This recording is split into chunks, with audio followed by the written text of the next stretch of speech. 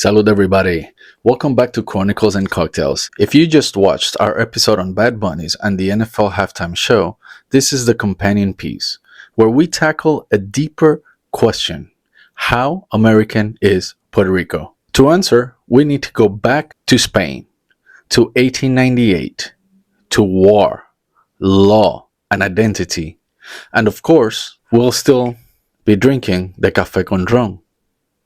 Bittersweet, bold, and distinctively Puerto Rican.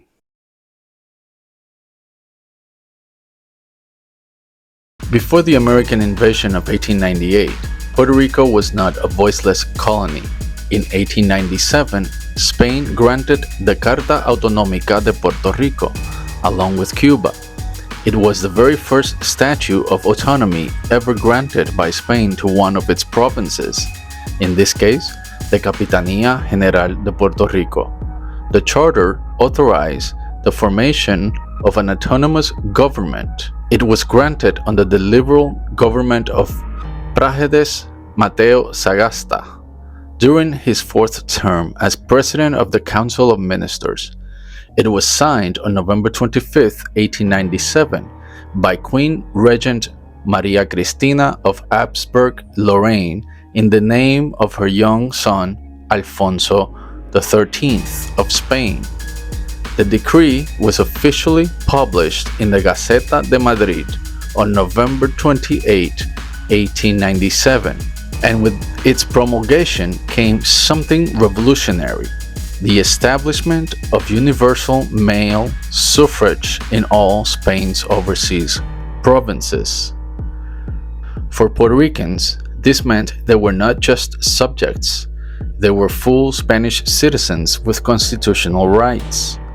They could elect representatives to Spain's Cortes in Madrid, and for the first time, Puerto Rico had its own parliament and self-government, much like the autonomous communities of Spain today, Catalonia, Galicia, or the Basque Country.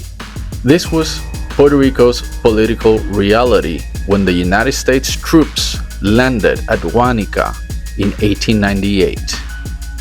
We were Spanish citizens living under an autonomic statute, with rights recognized by law.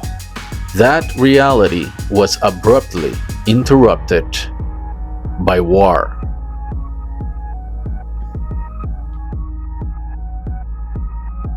That's the part of the forgotten Puerto Rico.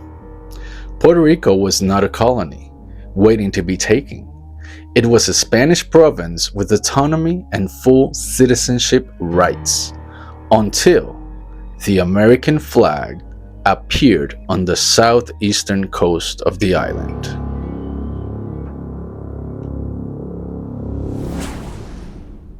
The Spanish-American War of 1898 was brief but decisive. Sparked in Cuba, it stretched across the Caribbean and Pacific. Spain's empire collapsed. The United States emerged as a global power. In July 1898, American troops landed at Guánica. By December, Spain ceded Puerto Rico, Guam, and the Philippines in the Treaty of Paris. For the first time in 4 centuries, Puerto Rico's destiny was severed from Europe and bound to Washington. And from the very beginning, independence was never an option. Puerto Rico went from being a Spanish province with autonomy to being a U.S. territory under military occupation. The first 2 years of the United States being in Puerto Rico, we had a military government. In 1900, the Foraker Act created a civil government, but the President of the United States appointed the governor and top officials. Puerto Rico was labeled an unincorporated territory. Local voices existed, but Washington held all final authority. In 1917, the Jones-Shafroth Act granted U.S. citizenship to Puerto Ricans. This happened to be just as the United States entered World War I. Puerto Ricans were drafted and sent to fight in Europe. Since then, Puerto Ricans have served in every major U.S. conflict, and from the Buccaneers of Korea to Iraq and Afghanistan, carrying a duty that is as American as any state. But the insular cases of the U.S. Supreme Court established Puerto Rico as a foreign in a domestic sense, under United States sovereignty but without full constitutional protection, a doctrine that still shapes Puerto Rico's ambiguous status today. In 1948, Puerto Ricans elected their very first governor. By 1952, a constitution was drafted and approved, creating the Estado Libre Asociado, or the Commonwealth.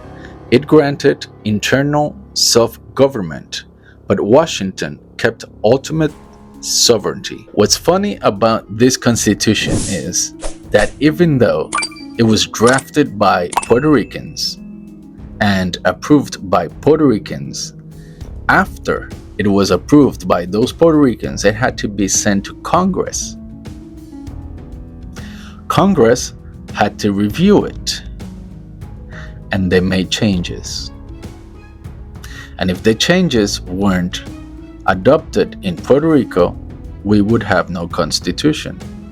So, ultimately, we had the constitution that the United States Congress wanted us to have.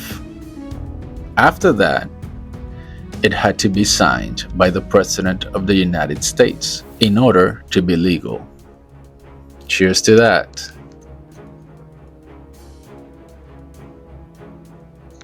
Puerto Rico is fully tied to the U.S. federal system. The FBI, DEA, Coast Guard, Border Patrol, ICE, and ATF all operate here. The Puerto Rico National Guard is part of the United States military.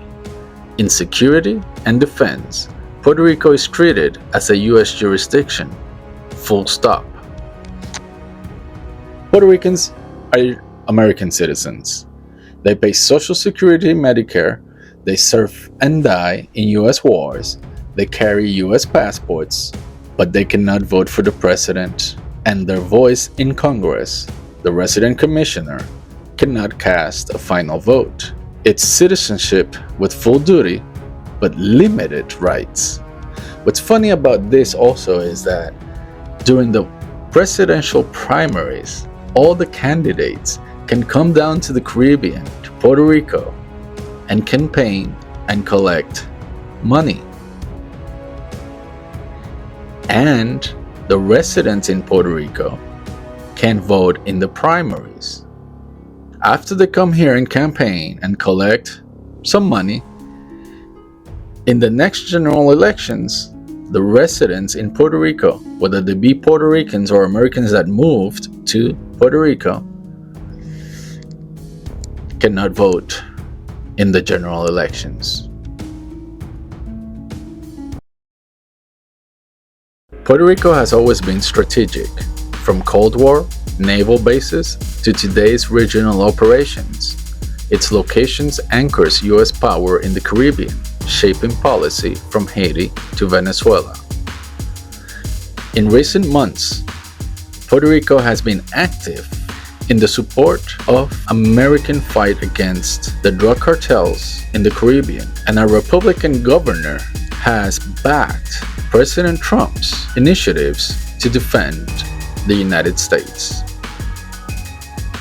Culturally, Puerto Rico is bilingual, bicultural, and influential. From salsa and reggaeton to baseball and boxing, Puerto Ricans have shaped the American story just as much as they've been shaped by it. In history, our path resembles Texas or California, one Spanish lands later incorporated in the U.S. system by war and treaty. So, you ask, how has Puerto Rico contributed to the United States? Well, besides being drafted to every war the United States has had since World War I, we have contributed to the United States in significant ways, including economic contributions through trade and federal taxes, cultural enrichment in the arts and sciences, our services in conflicts from World War I to Korean War, with notable heroism and ongoing participation in industries like pharmaceuticals and tech, demonstrates a deep commitment from Puerto Rico to the nation. But let's talk a little bit about military.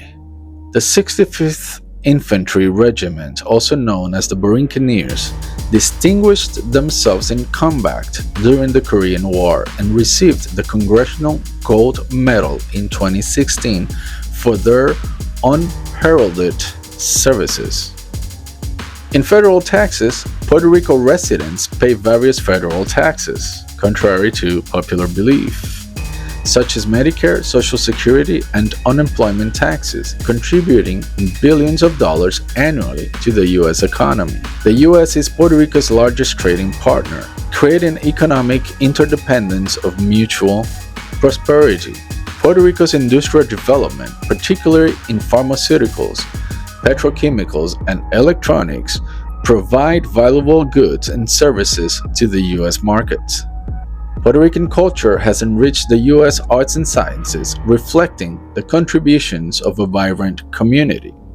Puerto Ricans have made significant strides in science and technology, with individuals working on projects at NASA and in the aerospace industry. Puerto Ricans have affirmed their commitment to U.S. citizenship and a shared domestic future, while continuing to advocate for their rights and representation. But we've gotten integrated. And yes, some people are not going to agree with me in this.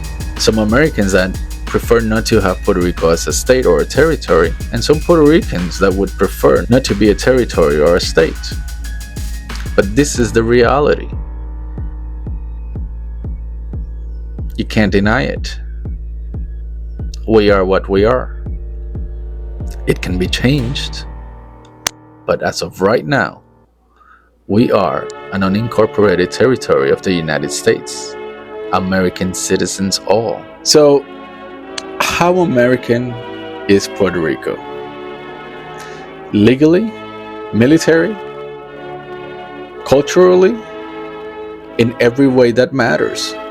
I'm Josué, the spirited historian, and you're watching Chronicles and Cocktails. Thank you for watching. I'll see you next Sunday. Salud.